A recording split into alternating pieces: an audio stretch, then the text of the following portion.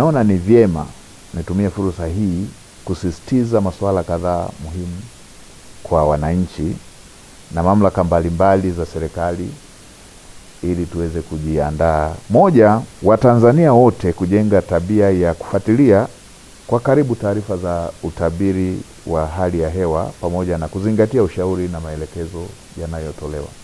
Waheshimiwa wakuu wa mikoa, mnakumbuka huwa inatokea tahadhari hizi zinatolewa, tunachelewa kuchukua hatua sote kama Watanzania, serikali, taasisi za serikali na wananchi wote kwa ujumla, na inakuja kutokea madhara kama ambavyo tumewahi kushuhudia, mafuriko ya udongo kule Manyara, ama mafuriko katika baadhi ya maeneo ya wananchi waliojenga kwenye mabonde.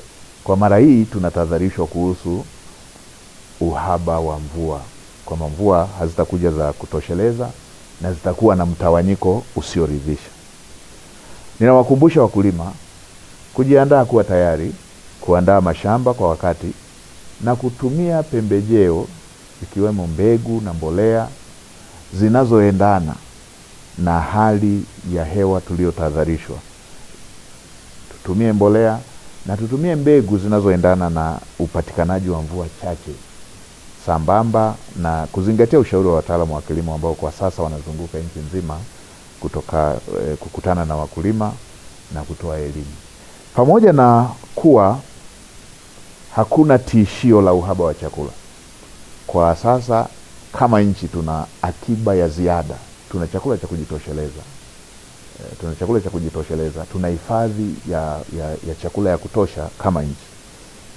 Lakini ni vyema wananchi waendelee kuzingatia matumizi sahihi ya chakula, ikiwemo kuweka akiba na kuepuka matumizi yasiyofaa, kwa sababu tumetahadharishwa kuhusu hali ya mvua kwamba hazitatosheleza. Kwa hiyo huenda ikaathiri mavuno. Kwa ni vizuri tukaanza kuhifadhi akiba ya chakula tulionayo. Na kwa upande wa wafugaji, wanashauriwa kuweka mipango mizuri ya matumizi na uhifadhi wa maji na chakula cha mifugo. Ni jambo ambalo mara zote tumekuwa tukielezewa, ni vizuri sana tukalizingatia hasa kwa wakati huu.